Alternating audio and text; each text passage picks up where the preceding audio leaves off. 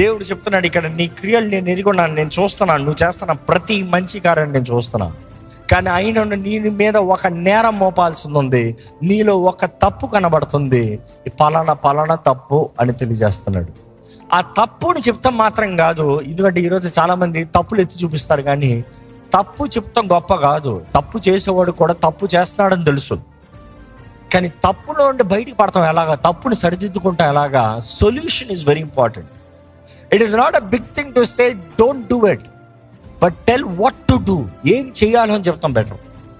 ఈరోజు దేవుడు వాక్యం మనం నేర్చుకోగలుగుతున్నాం. యేసు ప్రభు చెప్తున్నాడు, ఇదిగో నువ్వు రిటర్న్ బ్యాక్ చూపిస్తున్నాడు, సొల్యూషన్ చూపిస్తున్నాడు.